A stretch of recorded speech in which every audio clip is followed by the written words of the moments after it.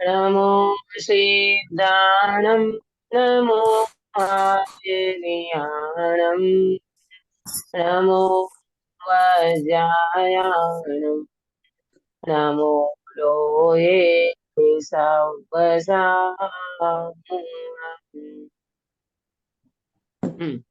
मंगलाचरण भावना बेन करोगे?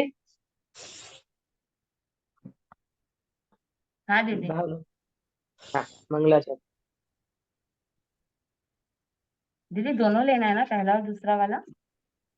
हाँ हाँ, दोनों ले लो।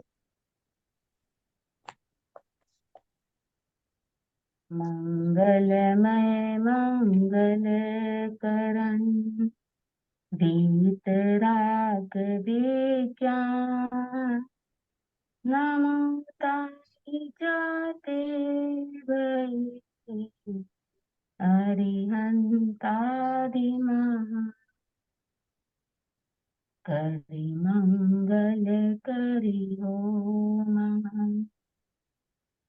ग्रंथ करण को पाए जाते मिले समाज सब पावे निज पद राम मिथ्या भाव भावते जो प्रगटे निज भाव सो जयवंत रहो सदा यही मोक्ष पाए। बहुत सुंदर मंगलाचरण आपने किया। सुबह मंगल प्रभात की मंगल बेला में हमारी मोक्ष मार्ग प्रकाशक जी शास्त्र के ऊपर चर्चा चल रही है। बीच में सोनगढ़ के पंच कल्याण हेतु हमने थोड़ा विश्राम लिया था। आदिनाथ प्रभु के पंच कल्याण जिन्होंने प्रत्यक्ष में लाभ लिया होगा, किसी ने परोक्ष से लाभ लिया होगा, इन भगवंतों के पंच कल्याण मनाने का एक ही कारण है कि जीव अपने कार्य की सिद्धि करे। सम्यक दर्शन में जो निमित्त बनता है, ऐसे जन्म कल्याण का प्रसंग है, ऐसे प्रभु की दीक्षा का प्रसंग होता है, ऐसे आहार दान का प्रसंग होता है, भगवान का केवल ज्ञान होने के बाद समोसरण का प्रसंग बनता है, और भगवान अघाती कर्मों का क्षय करके मोक्ष निर्वाण होता है। ये सारे के सारे कल्याण जो हैं, वो वास्तव में हमारी चेतना को जगाने के लिए आते हैं। और इन पंच कल्याणकों के अवसर के ऊपर हमारी परिणति विशुद्ध बनती है, हमारे ज्ञान में निर्मलता होती है, हमारा श्रद्धान दृढ़ होता है कि परमात्मा ने अपने जीवन में, जो हम अभी कर्म का चैप्टर पढ़ रहे हैं, उन्होंने कर्म को हावी नहीं किया, ज्ञान हावी हुआ तो कर्म अपने आप फिर गए, है ना। स्वभाव को हाईलाइट करना है, और जब स्वभाव हाईलाइट होता है तो कर्म तो अपने आप फिरने लगते हैं। भले हम कर्म का चैप्टर पढ़ते हैं, आप एक बात को अच्छे से समझ लेना, हम यहाँ पर दूसरे अधिकार में पंडित साहब टोडरमल जी साहिब ने कर्म की अनादिपने से सिद्धि की है, कर्म का पूरा स्वरूप बताया है, घाती अघाती कर्मों का कार्य बताया है। इनसे अपने को ये नहीं मान लेना है कि ये तो कर्मों का कार्य होता है, हम क्या करें, हम तो कमजोर हो गए और कर्म बलवान हो गए, ऐसा बिल्कुल नहीं है। ये एक निमित्त नैमित्तिक संबंध समझना है। कर्म और आत्मा के बीच में निमित्त नैमित्तिक संबंध है, कोई कर्ता कर्म संबंध बिल्कुल नहीं है, ये मान के चलना। और इसी तरह से अपनी ये चर्चा हम कर रहे हैं। हमने पिछले टाइम में घाती अघाती का कार्य, ये वाली चर्चा हमारी पूरी हुई थी, और उसके बाद का चैप्टर हमें लेना है। परंतु मैं 2-5 मिनट, बहुत बीच में गैप आ गया ना, तो 2-5 मिनट आपको विषय से जुड़ने के लिए मैं घाती अघाती कर्म की थोड़ी सी चर्चा चार्ट के माध्यम से, आप चार्ट निकालना घाती अघाती वाला, और उनके माध्यम से अपन 2-5 मिनट चर्चा करके फिर अपन आगे की चर्चा को शुरू करेंगे, है ना। घाती कर्म और अघाती कर्म कौन से हैं? घाती कर्म 4, अंकित भैया। हाँ, ज्ञानावर्णीय, दर्शनावर्णीय, मोहनीय और अंतराय। अंतराय, एकदम पक्का हो गया। ज्ञानावर्णीय, दर्शनावर्णीय, मोहनीय और अंतराय, इसको कहते हैं घाती कर्म। घाती कर्म नाम क्यों दिया भावना बेन, घाती कर्म क्यों कहा इसको? आत्मा के गुणों का घात करते हैं इसलिए। हाँ, आत्मा के स्वभाव का घात करता है, गुणों का घात करता है, इसीलिए उसको घाती कर्म कहा। अघाती कर्म कितने हैं पंकज भाई? अघाती कर्म के नाम बताइए। चार चार आघाती है, वेदनीय, आयु, नाम और गोत्र। बहुत बढ़िया। वेदनीय, आयु, आयु, नाम नाम, और गोत्र। गोत्र। अघाती कर्म क्या करते हैं बीना बेन? अघाती कर्म से क्या होता है? मतलब पूरे जब तक ये नहीं होता तभी तक ये रहते हैं, मतलब हाँ, जब तक अघाती कर्म रहता है तब तक तभी जीव तक मोक्ष मोक्ष, नहीं जा सकता। हाँ मोक्ष नहीं अघाती करता कर्म का क्षय होने पर जीव सिद्ध दशा को प्राप्त करता है, करते बराबर। हैं। अभी अपन इसमें देखेंगे मोटे मोटे रूप से, जो हमारी चर्चा पहले हो चुकी है। देखो, ज्ञानावर्णीय कर्म, दर्शनावर्णीय, मोहनीय और अंतराय, बराबर। ज्ञानावर्णीय कर्म में मैंने दो बात बताई थी, एक ज्ञानावर्णीय का उदय होता है और एक ज्ञानावर्णीय का क्षयोपशम होता है। मुझे सुनीता जी बताएंगे कि ज्ञानावर्णीय के उदय में क्या होता है? ज्ञान स्वभाव व्यक्त नहीं होता है। बहुत बढ़िया। ज्ञानावर्णीय का जब उदय चलता है तब व्यक्ति का ज्ञान व्यक्त नहीं होता, यानी वो प्रकट नहीं होता। अपन उसको आवरण कहते हैं ना, ज्ञानावर्णीय कर्म, तो आवरण हो जाता है। जैसे मैं कुछ आपको अभी बात करना चाहती हूँ, मुझे कुछ पॉइंट ख्याल में आया और मैं एकदम से भूल गई।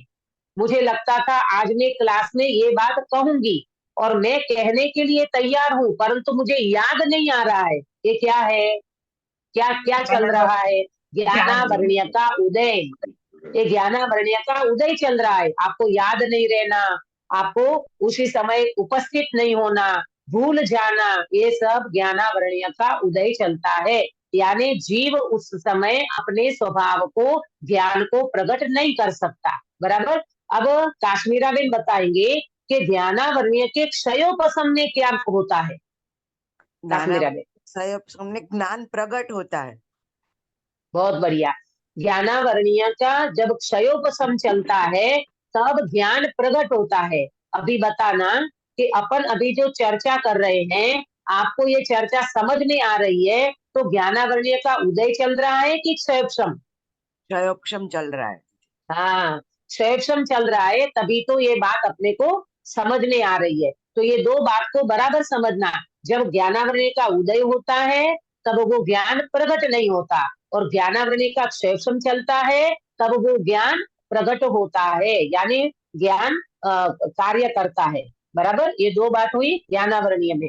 दर्शनावर्णीय के उदय में क्या होता है, उसमें भी दो स्थिति बनती है, उदय और क्षयोपशम, बराबर। तो दर्शनावर्णीय के उदय में क्या होता है और दर्शनावर्णीय के क्षयोपशम में क्या होता है, अपने सुधाबेन बताएंगे। सुधाबेन है? हाँ है तो दीदी। हाँ हाँ, बोलिए। आप चार्ट के माध्यम से बता सकते हो, चार्ट होगा ना आपके सामने, गाती अगाती वाला। नहीं है आपके पास? पिछले टाइम मैंने चार्ट भेजे थे दर्शनावर्णीय के उदय में और दर्शनावर्णीय के क्षयोपशम में। प्रेमलता जी हैं? हाँ दीदी। प्रेमलता जी, हाँ बताइए।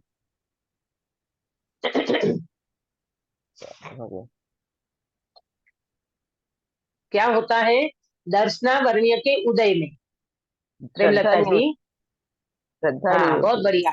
दर्शनावर्णीय के उदय में दर्शन स्वभाव व्यक्त नहीं होता, यानी जीव का श्रद्धा नहीं होता, है ना। यहाँ तो देखने के रूप में लेना है, यहाँ देखने के मोहनीय में जाएगा, दर्शन मोहनीय और चारित्र मोहनीय। यहाँ दर्शन स्वभाव प्रकट नहीं होता, देखना नहीं होता। और दर्शनावर्णीय के क्षयोपशम में क्या होता है, देखना होता है, यानी दर्शन प्रकट होता है, बराबर। ये दो कर्म हो गए, ज्ञानावर्णीय और दर्शनावर्णीय। अब चलते हैं मोहनीय कर्म पे। गिरीश भाई आप बताना, मोहनीय कर्म के दो भेद कौन से हैं? मोहनीय कर्म का जब उदय चल रहा है तो श्रद्धा की विपरीतता होती है। और हाँ, ये कौन सा कौन सा दर्शन लेना मोह, है दर्शन इसमें? मोह। बहुत, हाँ, बहुत हाँ। बढ़िया। दर्शन मोह या चारित्र मोह, दो चीज है, दर्शन मोह और चारित्र मोह। दर्शन मोह में क्या होता है? तो बोले कि जीव की श्रद्धा। श्रद्धा की विपरीतता होती है। जीव अपने स्वभाव का श्रद्धा नहीं कर पाता, यानी जीव अपने को शुद्धात्मा रूप में स्वीकार नहीं करता। वो शरीर रूप मानता है, कर्म रूप मानता है, संयोग रूप मानता है, परंतु अपने को स्वभाव रूप स्वीकार नहीं करता। ये श्रद्धा की विपरीतता, ये दर्शन मोह का कार्य, बराबर। दर्शन मोह में घटना घटती है। चारित्र मोह में क्या होता है? चारित्र मोह में क्रोध मान माया लोभ का चारित्र की विपरीतता होती है।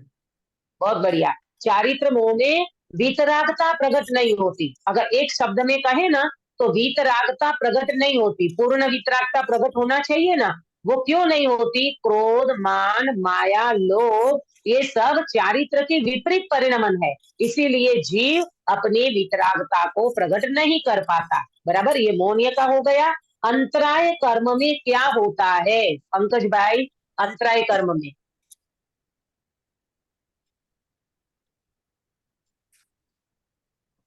हाँ, आपकी आवाज नहीं आ रही। बाधा आती है, शक्ति व्यक्त नहीं हो पाती। अंतराय अपन बोलते ना, आजकल हमारा अंतराय का उदय चल रहा है। कर्म की ओर से अगर करें तो अंतराय कर्म बाधा डालता है, अंतराय पालता है, अंतराय देता है, शक्ति को प्रकट होने नहीं देता, बराबर। शक्ति को प्रकट होने नहीं देता। हाँ बीना बेन, अगर हाँ। कोई व्यक्ति दीक्षा लेना चाहे और वो व्यक्ति दीक्षा ना ले पाए तो कौन से कर्म का उदय? अंतराय कर्म का उदय है। अंतराय कर्म का उदय है ना। अपने श्रीमद जी की बात ली थी ना, कृपालु देव को दीक्षा लेने का बहुत भाव था। अपूर्व अवसर में पूरी भावलिंगी संत की उनने चरित्र खड़ा किया है, भावलिंगी संत का रूप बताया है, भावलिंगी संत की पूरी चर्या बताई है, उनका स्वरूप बताया है। और वो ही भाव था उनका कि मुझे तो द्रव्य भाव से संत बनना है, यानी निर्ग्रंथ मुनि बनना है, परंतु नहीं बन पाए। तो कौन से कर्म का निमित्त रूप से कहे तो अंतराय कर्म का उदय था, बराबर। तो ये चार घाती कर्म हो गए। अब अघाती कर्म में अगर चले तो वेदनीय कर्म, अंकित भैया बताओगे वेदनीय कर्म का कार्य क्या है? दीदी यहाँ चारित्र मोह नहीं आएगा दीक्षा नहीं ले पाए तो? आएगा ना। मैंने आपको उसी समय आपका जो प्रश्न था ना उसमें मैंने दो बात बताई थी कि एक तो प्रत्याख्यान वर्णीय कर्म का उदय और दूसरा अंतराय कर्म का उदय, ये दोनों साथ में चलेंगे, समझना। प्रत्याख्यान वर्ण का जब तक उदय होता है तब तक जीव दीक्षा नहीं ले सकता, और अंतराय कर्म का भी जब तक उदय होता है तब तक वो शक्ति प्रकट नहीं होती। ये दोनों कर्म का यहाँ समझना, ठीक है। हाँ, अब वेदनीय कर्म में बताएंगे अपने अंकित भैया कि वेदनीय कर्म क्या करता है, उसका कार्य क्या है। तो सुख दुख अवस्था शरीर में महसूस होते हैं, ठंडी गर्मी हाँ आदि। बहुत बढ़िया। हाँ, कि वेदनीय कर्म जो है वो शाता और अशाता ऐसे दो विभागों में है। शाता में व्यक्ति को अच्छा महसूस करना होता है, सुख का फीलिंग होता है, और अशाता का उदय होता है तो व्यक्ति को अच्छा महसूस करना नहीं होता। ये शरीर के अकॉर्डिंग हमने बात की, ठंडी लगना, गर्मी लगना, है ना, फीवर आ जाना, अभी बहुत वायरल चल रहा है, खांसी सर्दी जुकाम, ऐसा महीना महीना भर तक खांसी नहीं जाती है। तो ये सब क्या है? ये सब वेदनीय अशाता वेदनीय कर्म का कार्य है, बराबर। और फिर वेदनीय कर्म की दो दो बातें हैं, एक तो शाता के रूप में, अशाता के रूप में, और सामग्री मिलाना, सामग्री देता है। निमित्त रूप से अगर कहें तो लाड़ी बाड़ी गाड़ी इत्यादि जो भी हमारे सामने संयोग है वो सारे के सारे संयोग वेदनीय कर्म के निमित्त से मिलते हैं, बराबर। ये बात आपको समझ में आई होगी, ये वेदनीय कर्म का कार्य। अब एक बात को समझना प्रैक्टिकल, जब जब हमारे शाता का उदय चलता हो और हमारे लाड़ी बाड़ी गाड़ी सब अनुकूल हो, हमारा शरीर अनुकूल हो, तो अपने को क्या समझना चाहिए? ये समझना चाहिए कि शाता वेदनीय कर्म के उदय से ये सब मिले हैं, मेरा उसमें कुछ भी कर्तव्य नहीं है। मैं तो इन सबसे भिन्न भगवान आत्मा हूँ। ये वेदनीय कर्म में शरीर और संयोग जो निमित्त रूप से मुझे मिले हैं, ये समय सारजी की भाषा में कहे तो काश्मीरा बेन आप बताओगे ये कौन से कर्म कहलाएंगे? ये लाड़ी वाड़ी गाड़ी। नो कर्म कहलाएंगे दीदी। हाँ, बहुत बढ़िया। मुझे ये जवाब चाहिए था कि ये सारे नो कर्म हैं। जो संयोग होते हैं ना, संयोग को नो कर्म बोलते हैं अध्यात्म में, है ना? तो ये सारा नो कर्म मेरी सत्ता में नहीं है। मैं तो चैतन्य स्वरूपी भगवान आत्मा हूँ और ये सब मेरे से भिन्न है।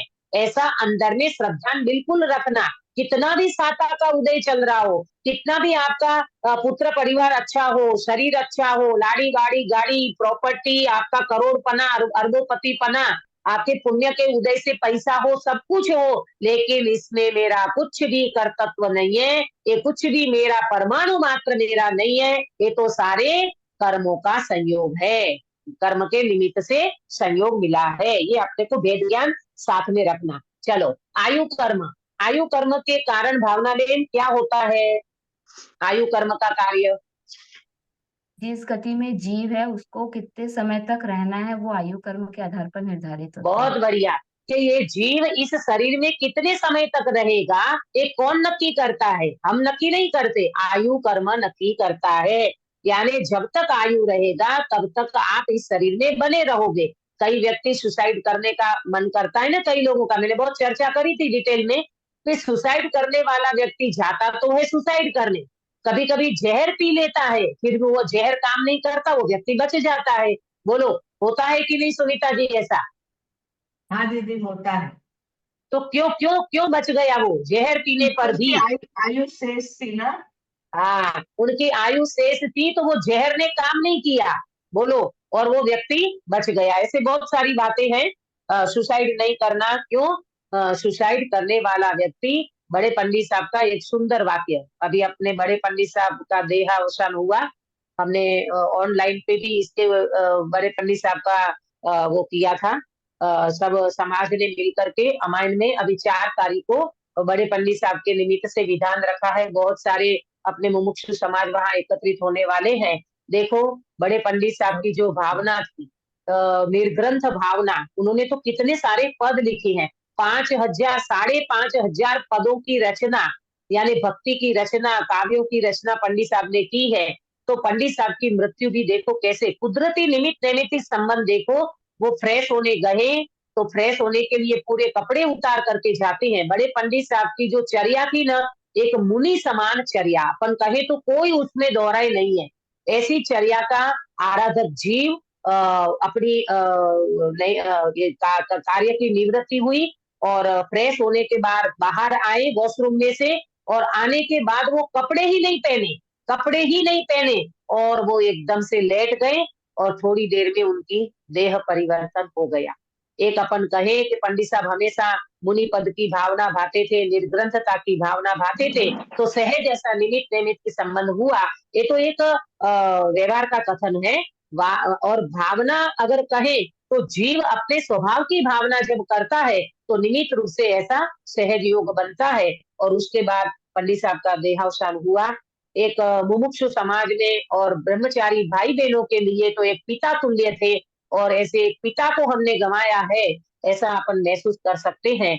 बड़े पंडित साहब वास्तव में इस निकृष्ट पंचम काल में एक ऐसा आराधक जीव था, इतने गुप्त रहने वाला व्यक्ति था। कभी भी इतनी रचनाएं उनकी, अभी तो कितनी सारी रचनाएं बाद में मिलेगी जो वो लिख करके गए हैं, और अभी तक जो रचनाएं बाहर आई है आप पढ़ते होंगे, देखा जब अपने अंतर को कुछ और नहीं भगवान हूं मैं, ऐसी कई रचनाएं पंडित साहब की आज भी समाज में बहुत प्रचलित हो गई है। उनके विधान, उनकी रचनाएं, उनके पाठ बहुत सारे, जिसमें मात्र अध्यात्म ही अध्यात्म भरा हुआ है। ऐसे पंडित साहब का वियोग हुआ है। अपने को इससे एक बात समझना है, समय मात्र का प्रमाद न करें। कब जीव का नंबर लगेगा और कब आयु पूरी हो जाएगी अपने को कुछ भी पता नहीं है। अपन बहुत सावधान होकर के इस मार्ग में आगे बढ़े, ये प्रेरणा हमें लेना चाहिए। ये आयु कर्म के निमित्त से मैंने ये बात कही। अब नाम कर्म में क्या बनता है? नाम कर्म में ये नीरज जैन लिखा है आगरा वाले, क्योंकि कई लोगों को ये लगता है कि दीदी परिचित व्यक्तियों का नाम लेते हैं और किसी का नाम तो मुझे यहाँ दिखाई देता है, तो मैं पूछना चाहती हूँ अगर वो जवाब दे पाए। नीरज जैन आगरा वाले जो हैं, तो नाम कर्म में क्या स्थिति बनती है, क्या कार्य है उसका? जी मैं नामकरण में शरीर की स्थितियां बनती हैं 93 तरीके की। हाँ हाँ, गति जाति है ना, ये हाँ सब जी कुछ हाँ है ना, गति जाति शरीर आदि उत्पन्न होता है, ये सारे नाम कर्म से। अभी हमको नामकरण जो की ये वजह से। कर्म शरीर मिला है ना, वो नाम कर्म के निमित्त से ये शरीर की रचना हुई है। नाक की जगह के नाक, आंख की जगह पे आंख, कान की जगह पे कान, ये सब हाँ कुछ है, ये निर्माण नाम कर्म के कारण हुआ है। जी तो ये सारा नाम कर्म का कार्य है। अब गोत्र कर्म में क्या होता है? गोत्र कर्म जो है उससे क्या बनता है गोत्र कर्म के? प्रेमलता जी, प्रेमलता जी दो है, प्रेमलता जी शाह ने से पूछना चाहती हूँ। प्रेमलता जी शाह है जो इसमें मुझे दिखाई दे रहा है नाम, तो आप बताओगे गोत्र कर्म में क्या कार्य है गोत्र कर्म का? हाँ, अपन जैसे भाव और जैसे कर्म करते हैं वैसे अपन को हाँ, उच्च गोत्र मिलता है, नीच गोत्र मिलता है।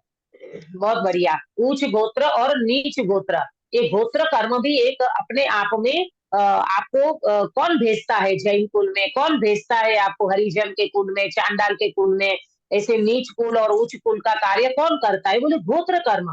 गोत्र कर्म के आधार से व्यक्ति को उच्च नीच कुल मिलता है, गोत्र मिलता है ना। कभी भी व्यक्ति को ये नहीं सोचना चाहिए कि ये तो नीच कुल का व्यक्ति है।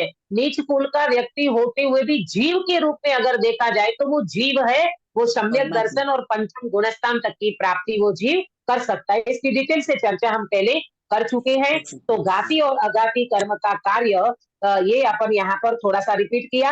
अब आज हमारी आगे चर्चा चलेगी पेज नंबर 25 अपने शास्त्र में। निर्बल जड़ कर्मों द्वारा जीव के स्वभाव का घात तथा बाह्य सामग्री मिलना। बहुत सुंदर चर्चा है। निर्बल जड़ कर्मों द्वारा जीव के स्वभाव का घात तथा बाह्य सामग्री मिलना। अब इनमें जो प्रश्न आने वाला है उसका अनुसंधान में आपको बताना चाहती हूँ। वो ये बात है कि भाई आपने तो अभी ये बता दिया पंडित साहब ने कि घाती अघाती कर्म का कार्य, कौन सा कार्य घाती का है, कौन सा कार्य अघाती का है। तो ये तो सारे कर्मों के हाथ में खेल चला गया। फिर जीव क्या करेगा? जीव के हाथ में तो कुछ रहा नहीं, यानी कर्म बलवान हो गया और जीव जैसे कमजोर हो गया, ऐसा जीव महसूस करता है। हालांकि होता नहीं है ऐसा, परंतु यहाँ जो प्रश्न उठाया है पंडित साहब ने, उस प्रश्न को देख करके हमें समझ में आएगा कि भाई ये घाती अघाती का कार्य बताया, तो अब सहज एक प्रश्न होता है उपस्थित कि भाई ये तो कर्मों का कार्य आपने बता दिया कि घाती कार्य से जीव के स्वभाव का घात होता है, अघाती कार्य से शरीर और संयोग मिलते हैं, तो फिर जीव का क्या कार्य रहा? यानी जीव तो बिल्कुल कुछ कर ही नहीं पाएगा, जीव तो बिल्कुल कमजोर हो जाएगा। तो एक प्रश्न आगे उठाया है इस चैप्टर में, उस प्रश्न को हम पढ़ते हैं और फिर इसकी चर्चा करेंगे। बराबर, एकदम ध्यान से सुनना, चर्चा बहुत मार्मिक है। देखो प्रश्न क्या है, यहाँ कोई प्रश्न करे। पेज नंबर 25 मिला सभी को?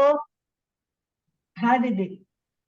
हाँ, पेज नंबर 25 में बीच में निर्बल जड़ कर्मों द्वारा जीव के स्वभाव का घात तथा बाह्य सामग्री मिलना।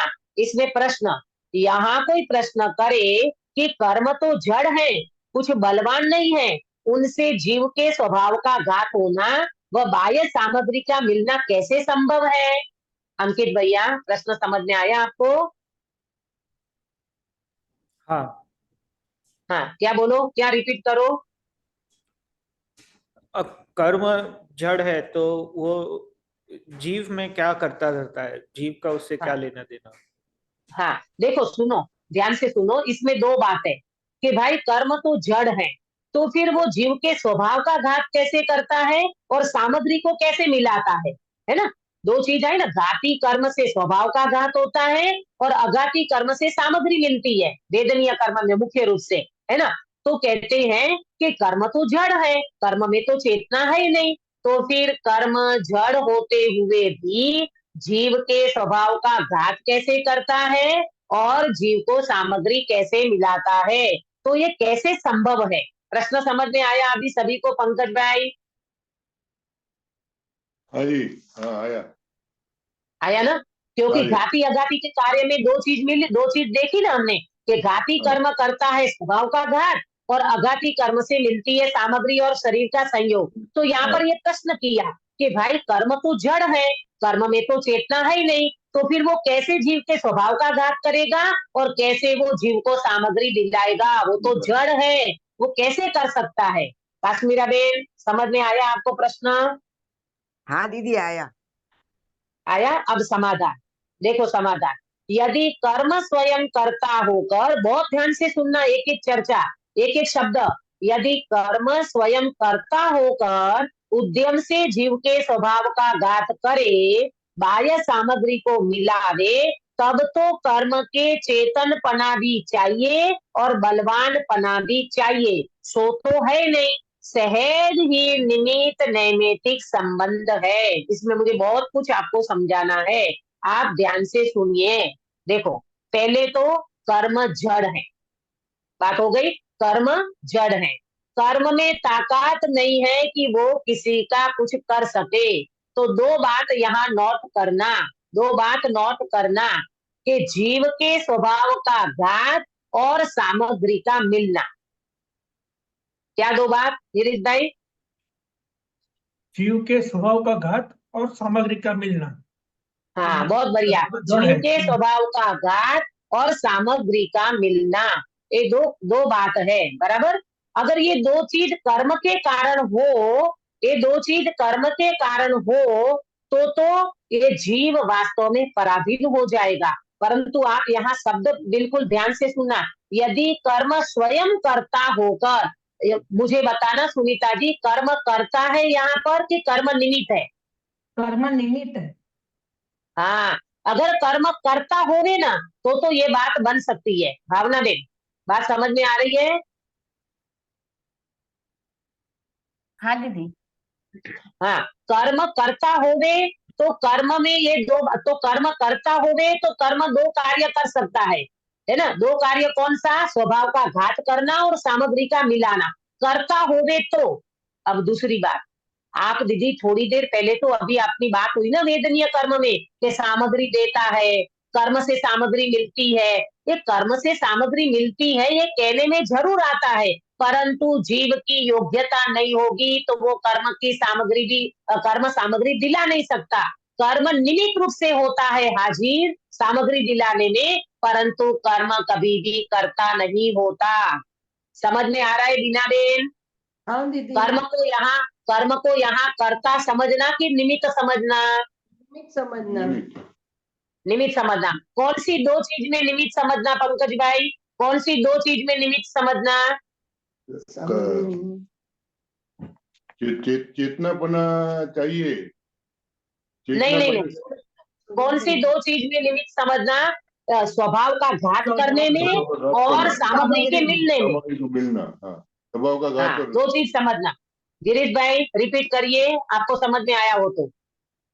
हाँ, मैंने ये जो दो चीज है, जो कर्म स्वभाव का घात करता है और सामग्री हाँ, मिलता है, वो कर्म करता हाँ, नहीं है, कर्म निमित्त ही है। वो जीव ही हाँ, बहुत बढ़िया, स्वभाव करता है, भाव बहुत करता है। बढ़िया। कि भाई जीव, यहाँ ये लिखा ना, यदि कर्म स्वयं कर्ता होकर उद्यम से जीव के स्वभाव का घात करे तो न तो कर्म करता है और न तो कर्म उद्यम करता है। तो फिर क्या होता है? निमित्त रूप से कर्म हाजिर होता है और क्या दो चीज होती है? स्वभाव का घात होता है और दूसरा सामग्री का मिलना होता है, बराबर। अगर यदि कर्म करता होता तो कर्म में कौन सी दो चीज चाहिए? कर्म में कौन सी दो चीज चाहिए सोनीता जी?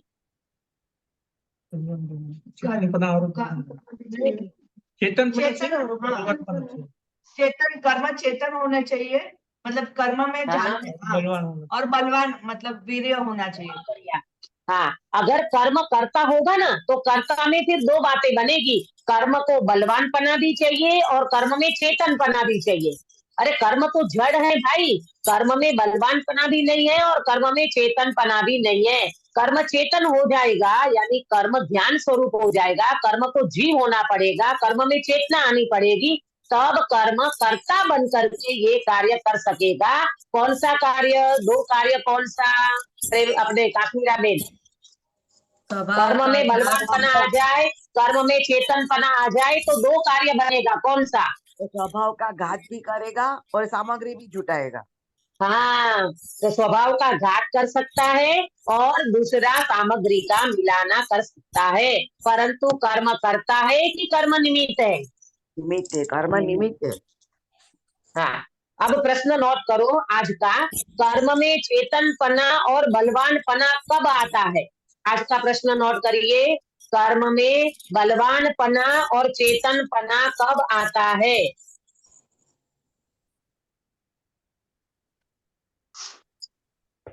कर्म में बलवानपना और चेतनपना कब आता है? आंसर, कर्ता होकर के उद्यम करे तो। कर्ता होकर के उद्यम करे तो। माने कर्म करता होके उद्यम करे तो। हाँ, कर्म कर्म कर्म कर्ता होकर के उद्यम करे तो कर्म में चेतनपना और बलवानपना आ सकता है। बराबर। परंतु कर्म में ज्ञान भी नहीं है, कर्म बलवान भी नहीं है और कर्म कर्ता होकर के उद्यम पने से कुछ करता नहीं है। 3 बार।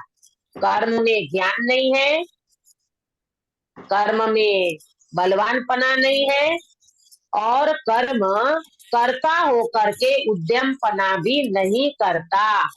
इसीलिए कर्म निमित्त तो है परंतु कर्ता नहीं है, और कर्ता नहीं होने से उसमें बलवानपना भी नहीं है और उसमें दूसरा क्या है? चेतनपना भी नहीं है। बराबर।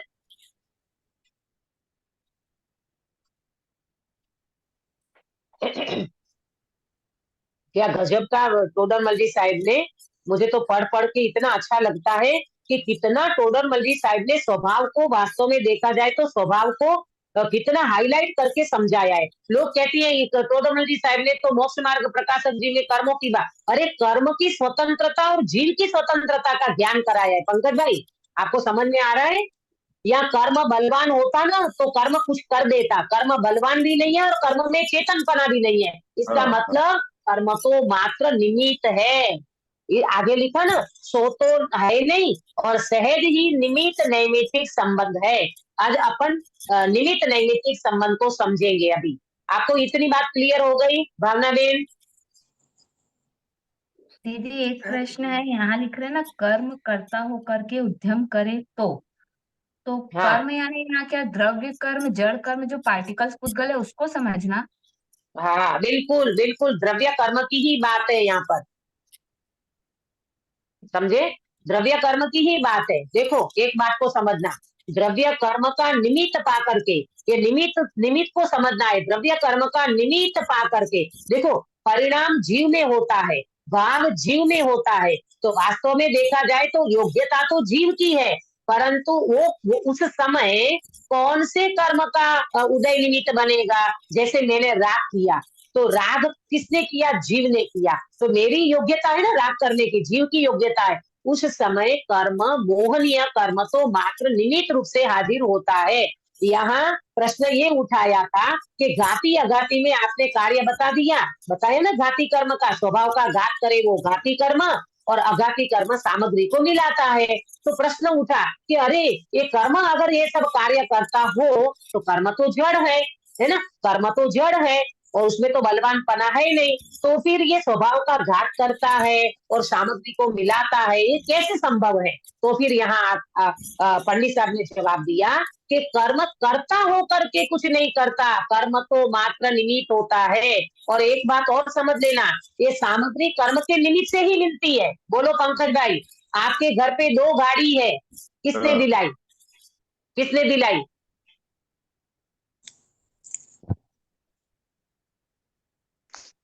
कर्मों के उदय से। हाँ, बहुत बढ़िया, बिल्कुल घबराओ नहीं। ये दीदी हमारे पुण्य के उदय से मिली है, यूं कहो कि हमारे वेदनीय कर्म के उदय से मिली है। लाड़ी वाड़ी गाड़ी साता वेदनीय के उदय से मिलती है।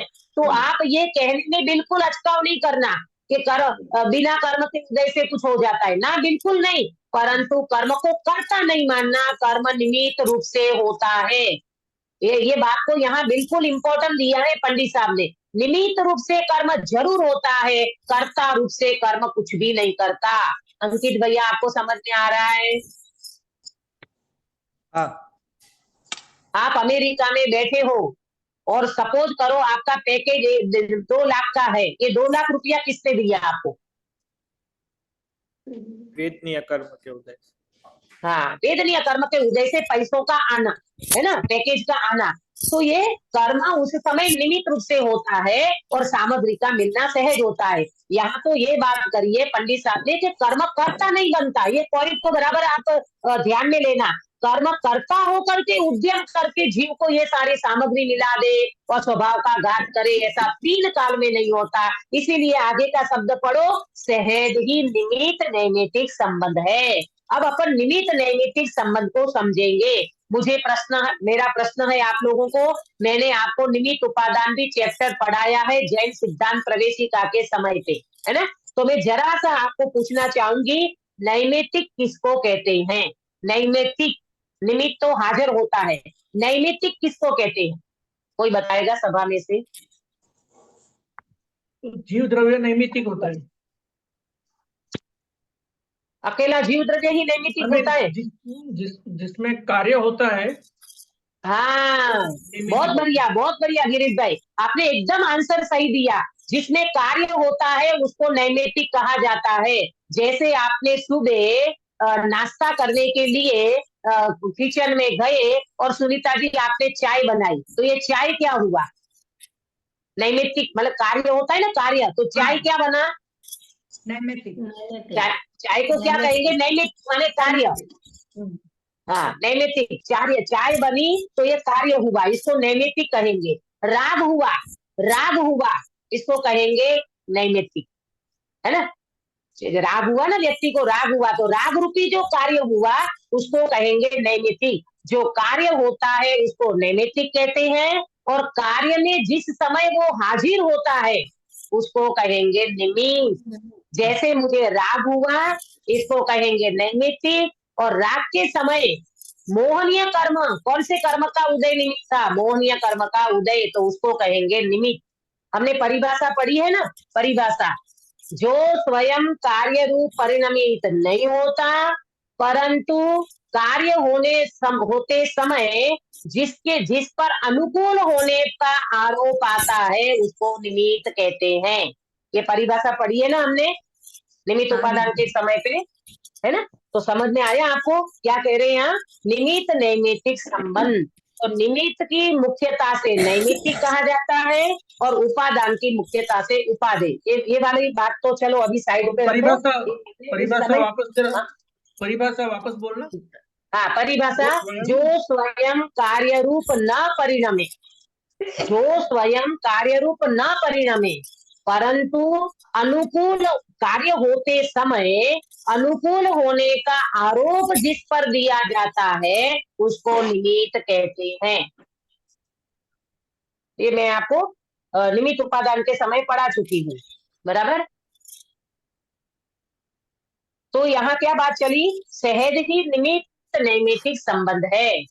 किसका निमित्त नैमित्तिक संबंध है काश्मीरा बेन? कर्म,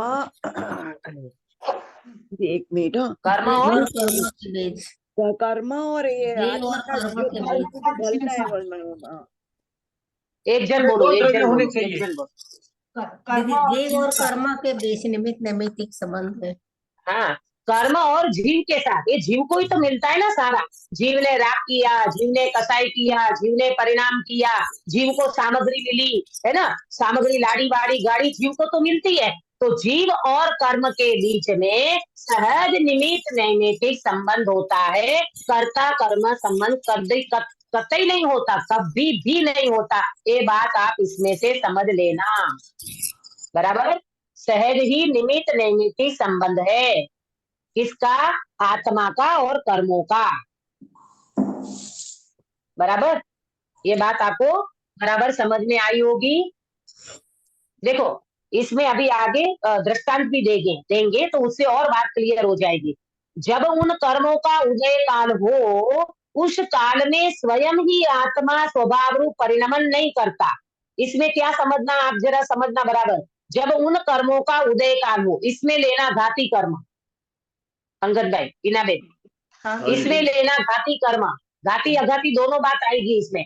जब उन कर्मों का उदय काल हो, जैसे मेरा ज्ञानावरण्य का उदय चल रहा है तो मुझे याद नहीं रहता, मैं भूल जाती हूँ, मुझे कुछ समझ में नहीं आता, तो ये हो रहा है ज्ञानावरण्य का उदय, बराबर। जब उन कर्मों का उदय काल हो, उस काल में स्वयं ही आत्मा स्वभाव रूप परिणमन नहीं करता। वो स्वयं ही आत्मा, देखो कर्म का उदय चल रहा है तो कर्मों पे मत थोप देना सारी बातें। यहाँ टोडर मल साहब ने कितना बढ़िया वाक्य लिखा है भावना बेन। उस काल में वो कर्म का उदय चल रहा है, जीव अपने स्वभाव को नहीं स्वभाव रूप परिणमन कर पा रहा है, उस काल में स्वयं ही आत्मा स्वभाव रूप परिणमन नहीं करता। तो बोलो कर्मों को दोष दे के स्वभाव को, स्वभाव अपने को, स्वभाव को ही दोष स्वभाव को ही दोष देते मैं हैं। एक एग्जाम्पल से समझाना चाहूंगी इस बात को, तो आपको एकदम समझ में आ जाएगा।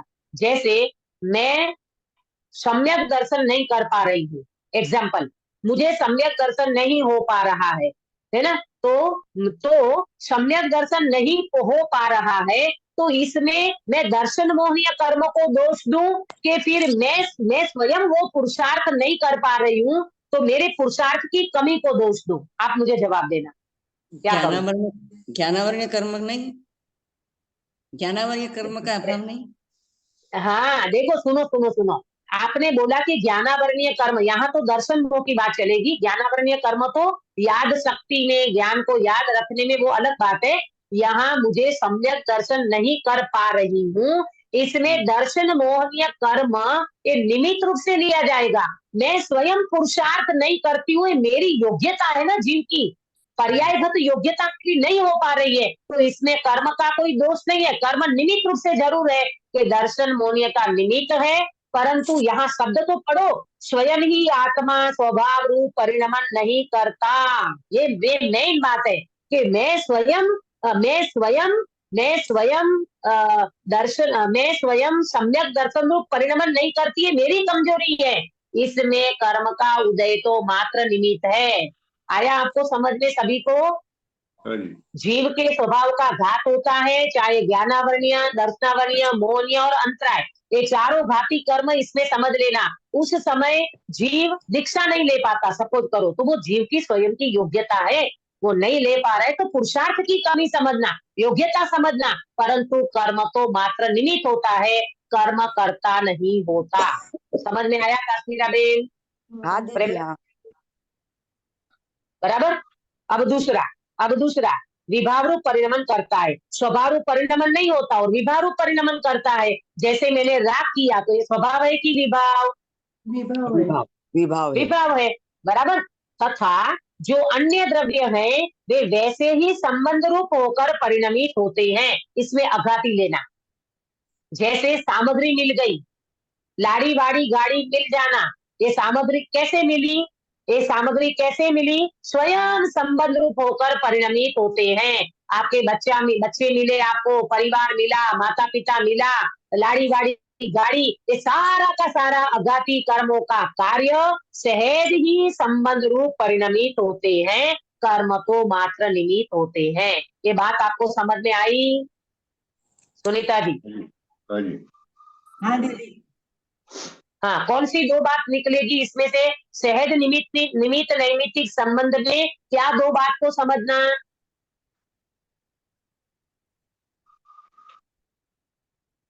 आत्मा स्वयं ही परिणाम होना और कर्म का उस टाइम हाजिर होना।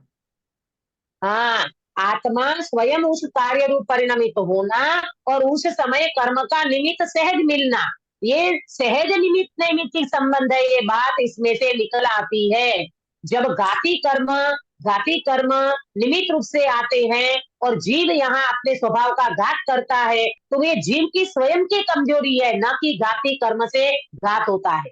निमित्त रूप से जरूर कहो, कर्ता रूप से बिल्कुल नहीं है, सहज ऐसा निमित्त नैमित्तिक संबंध बनता है। अब कल अपन चर्चा करेंगे, इसमें 2 दृष्टांत दिया है, ये 2 दृष्टांत से लेकर के इसको और दृढ़ करेंगे, इसकी चर्चा अपन कल करेंगे। आज आपको ये वाला चैप्टर समझ में आया होगा कि कर्म जड़ है, कर्म में बलवानपना नहीं है, तो वो स्वभाव का गाढ़ और सामग्री का मिलाना ये कैसे करता है, तो बोले कि वो कर्ता होकर के कर्म कुछ नहीं करता, उद्यम होकर के कुछ नहीं करता, परंतु निमित्त होकर के जीव जब अपने स्वभाव का जीव जब अपने स्वभाव को प्राप्त नहीं करता है तो उसी समय कर्म निमित्त रूप से हाजिर होता है, परंतु स्वभाव का घात कर्म कर दे ऐसी बात बिल्कुल नहीं है, निमित्त रूप से जरूर वो हाजिर होता है। तो निमित्त नैमित्तिक संबंध कर्म और आत्मा के बीच में समझना, कर्ता कर्म संबंध बिल्कुल नहीं समझना, और आगे 2 दृष्टांत दे करके इसी बात को दृढ़ करेंगे, इसकी चर्चा अपन कल करेंगे। आप सभी ये चैप्टर को और पढ़ना, कुछ प्रश्न हो तो पूछना, परंतु इतना अंदर में ध्यान रखना कि कर्म को हमेशा निमित्त रूप से समझना, उनको कर्ता रूप से कभी नहीं समझना। कर्ता तो जीव स्वयं है, पुरुषार्थ तो जीव कर सकता है, योग्यता तो जीव डेवलप कर सकता है, और वो योग्यता को लेकर के अनंत जीव सिद्ध हुए हैं। हम भी उसी प्रोसेस से आगे बढ़ करके हमारे मोक्ष मार्ग को प्रशस्त करें, इस मंगल भावना के साथ बात को विराम देती हूँ। निज निधि निज में बताई यह अनंत उपकार है, इसके लिए जिन वाणी माँ को वंदना सतबार है, वंदना सतबार है। अंकित भैया गायो सर्व कराइए। नमो अर्यंताणं नमो सिद्धाणं नमो आयर्याणं नमो वज्राणं नमो लोय सवसाहुणं नमो अर्यंताणं नमो सिद्धाणं नमो आयर्याणं नमो वज्राणं नमो लोय सवसाहुणं नमो अर्यंताणं नमो सिद्धाणं नमो आयर्याणं नमो वज्राणं नमो लोय सवसाहुणं नमो अर्यंताणं नमो सिद्धाणं नमो आयर्याणं नमो वज्राणं नमो लोय सवसाहुणं नमो अर्यंताणं नमो सिद्धाणं नमो आयर्याणं नमो वज्राणं नमो लोय सवसाहुणं नमो अर्यंताणं नमो सिद्धाणं नमो आयर्याणं नमो वज्राणं नमो लोय सवसाहुणं नमो अर्यंताणं नमो सिद्धाणं